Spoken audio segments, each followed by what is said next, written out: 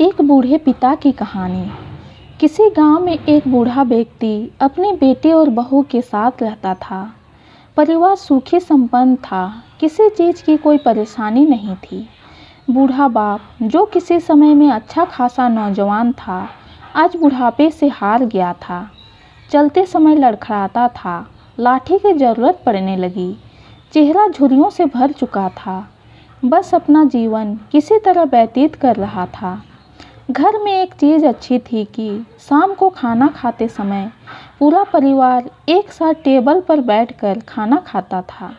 एक दिन ऐसे ही शाम को जब सारे लोग खाना खाने बैठे, बेटा ऑफिस से आया था, भूख ज़्यादा थी, सो जल्दी से खाना खाने बैठ गया और साथ में बहू और पोता भी खाने लगे।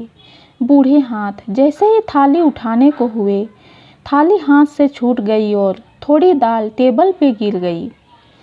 बहू बेटे ने घृणा दृष्टि से पिता की ओर देखा और फिर से अपना खाना खाने लग गए।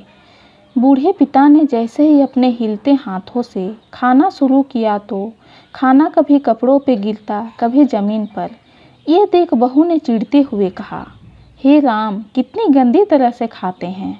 मन करता है इनकी थाली किसी अलग कोने में लगवा देते हैं। बेटे ने भी ऐसे सिर हिलाया जैसे पत्नी की बात से सहमत हो। उनका बेटा यह सब बड़ी मासूमियत से देख रहा था। अगले दिन पिता की थाली उस टेबल से हटाकर एक कोने में लगवा दी गई।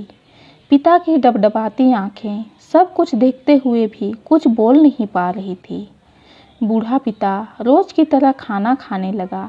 खाना कभी इधर गिरता, कभी उधर। छोटा बच्चा अपना खाना छोड़कर लगातार अपने दादा की तरफ देख रहा था।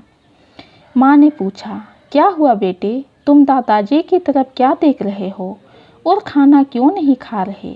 बच्चा बड़ी मासूमियत से बोला, माँ, मैं सीख रहा हूँ कि वृद्धों के साथ कैसा व्यवहार करना चाहिए। जब मैं बड़ा हो जाऊँगा और आप लोग बूढ़े हो जाओगे तो मैं भी आपको इसी तरह कोने में खाना खिलाया करूँगा। बच्चे के मुँह से ऐसा सुनते ही बेटे और बहू दोनों काँप उठे। शायद बच्चे की बात उनके मन में बैठ गई थी, क्योंकि बच्चे ने मासूमियत के साथ एक बहुत बड़ा सबक दोनों लोगों को दिया था। बेटे ने जल्दी से आगे बढ़कर पिता को उठाया और वापस टेबल पे खाने के लिए बिठाया, और बहू भी भागकर पानी का गिलास लेकर आई कि पिताजी को कोई तकलीफ ना हो। दोस्तों, माँ बाप इस दुनिया की सबसे बड़ी पूंजी है। आप समाज में कितनी भी इज्जत कमा लें या कितनी भी धन इकट्ठा कर लें, लेकिन माँ बाप से बड़ा धन इस दुनिया में कोई नहीं है। ये कहानी आपको कैसी लगी कमेंट में ज़रूर बताइए। कहानी पसंद आई हो तो चैनल को लाइक और सब्सक्राइब कीजिए। कहानी सुनने के लिए आपका बहुत बहुत धन्यवाद।